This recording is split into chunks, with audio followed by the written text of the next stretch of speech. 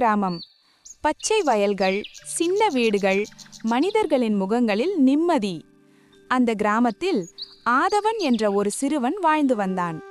ஆதவன் புத்திசாலி, ஆனால் அதைவிட முக்கியமாக அவனுக்கு ரொம்ப நல்ல மனசு இருந்தது.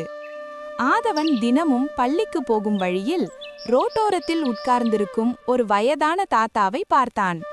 அந்த தாத்தா ஏழையாக இருந்தாலும் அவருடைய முகத்தில் எப்போதும் ஒரு சின்ன சிரிப்பு இருந்தது.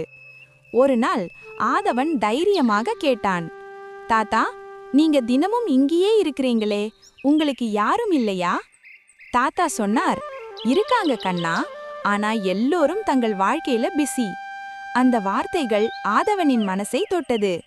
அந்த நாளிலிருந்து ஆதவன் தன் உணவை கொஞ்சம் கொஞ்சமாக அந்த தாத்தாவுடன் பகிர்ந்தான்.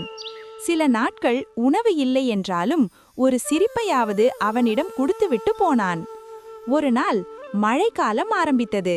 கடும் மழை, குளிர்ந்த காற்று. தாத்தா நனைந்து நடுங்கிக் கொண்டிருந்தார்.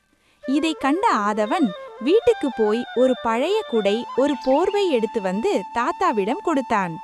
அந்த நாள் இரவு தாத்தா சொன்னார், கண்ணா, நீ நினைப்பதை விட ரொம்ப பெரிய மனசு உனக்கு இருக்கு. சில வாரங்கள் கழித்து அந்த தாத்தா அந்த இடத்தில் காணாமல் போய்விட்டார். ஆதவன் தினமும் தேடினான், ஆனால் அவர் கிடைக்கவில்லை. ஆதவனின் மனசு ரொம்ப கவலையாயிட்டது.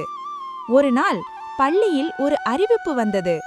இன்று நம் பள்ளிக்கு ஒரு சிறப்பு விருந்தினர் வருகிறார். மாணவர்கள் எல்லாம் ஆர்வத்துடன் காத்திருந்தார்கள். மேடையில் ஒருவர் வந்தார். ஆதவன் அதிர்ந்தான்.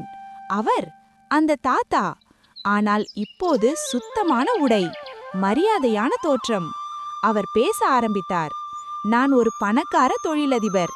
மனிதர்களின் மனசை புரிந்து கொள்ளவே ஒரு ஏழை மனிதனாக வாழ்ந்தேன்.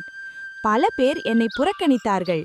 ஆனால் ஒரே ஒரு சிறுவன் மட்டும் என்னை மனிதனாக பார்த்தான்.